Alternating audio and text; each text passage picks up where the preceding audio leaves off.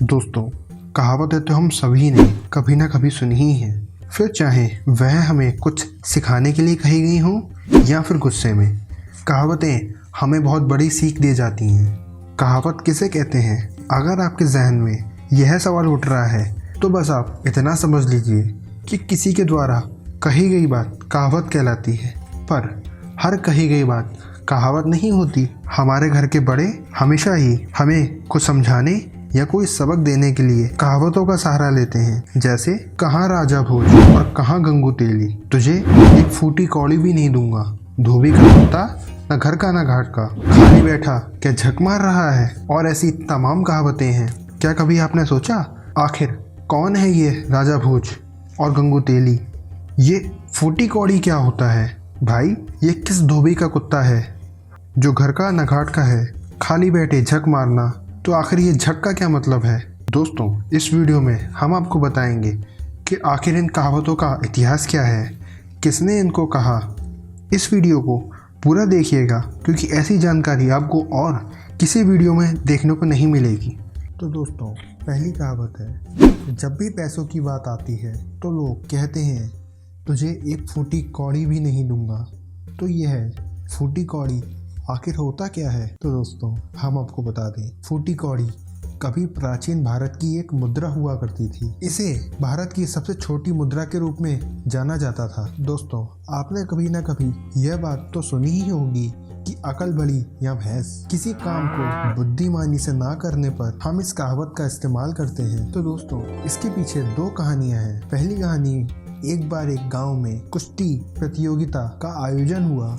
राजा ने विजेता को 3 लाख रुपए देने का ऐलान किया। वहां खड़े एक पतले दुबले आदमी ने कहा कि मैं कुश्ती लड़ूंगा, और विरोधी पहलवान के कान में कहा, यह कुश्ती हार जाओ मैं तुम्हें 3 लाख के साथ साथ 2 लाख और दूंगा। पहलवान ने ऐसा ही किया। वह कुश्ती हार गया। जब वह उस आदमी के पास इनाम की रकम लेने पहुंचा तो उस पतले दुबले आदमी ने कहा, यह तो मैदान की बात थी, तुमने अपना दाम लगाया और मैंने अपना, और पैसे देने से मना कर दिया। तो दोस्तों, दूसरी कहानी भी कुछ ऐसी ही है। एक बार एक व्यक्ति ने एक पहलवान से कहा कि यह एक कपड़ा है, इसे दीवार के उस पार फेंक कर दिखाओ। पहलवान ने कपड़े को जैसे ही फेंका, कपड़ा हवा के विपरीत होने के कारण वापस आ गया। पहलवान ने दोबारा कोशिश की पर कुछ ना हुआ।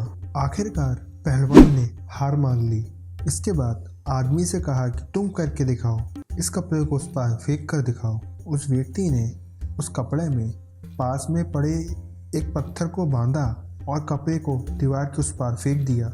तभी से ये कहावत प्रचलित है कि अकल बड़ी या भैंस। जब कोई व्यक्ति खाली बैठा होता है तो अक्सर ही सब लोग उसे कहते हैं, हमारे साथ काम कर ले, यहाँ बैठा क्या झक मार रहा है? तो दोस्तों, क्या आपने कभी सोचा कि भाई ये झक मारना क्या होता है? इस झक का क्या मतलब है? तो दोस्तों, झक शब्द मछली के लिए इस्तेमाल होने वाले शब्द छप से निकला है।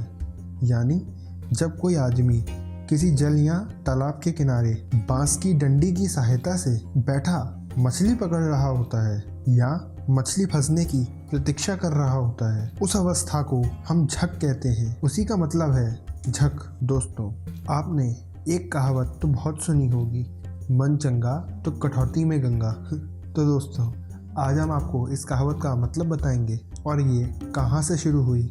यह कहावत उस समय की है। एक बार संत रविदास अपनी झोपड़ी में बैठकर प्रभु का ध्यान कर रहे थे। तभी एक व्यक्ति वहां आया और रविदास जी ने उसे कुछ पैसे दिए और कहा कि यह पैसे मेरी तरफ से गंगा में चढ़ा देना। उस व्यक्ति ने ऐसा ही किया।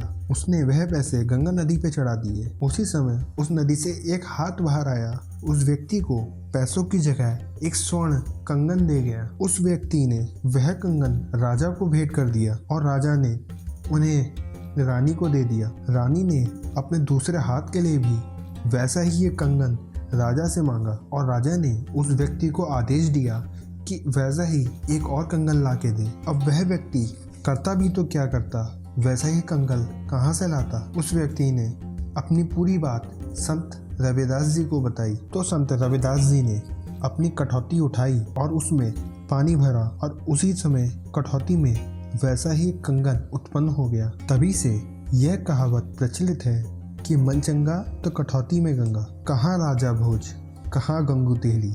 यह कहावत तो अभी हम सब ने ही सुनी है। तो दोस्तों चलिए आपको बताते हैं। एक बार दो राजा हुआ करते थे, एक नरेश गंगेया, दूसरा नरेश तेलंगा। इन दोनों ने मिलकर राजा भोज की नगरी में चढ़ाई कर दी, या कह सकते हैं कि आक्रमण कर दिया। तभी राजा भोज ने इन दोनों को पराजित किया और अपने राज्य से बाहर खदेड़ दिया। तब से कहावत प्रचलित है कि कहाँ राजा भोज और कहाँ गंगू तेली। तो दोस्तों गंगू का मतलब गंगेया और तेली का मतलब तेलंगा। कहाँ राजा भोज कहाँ गंगू तेली।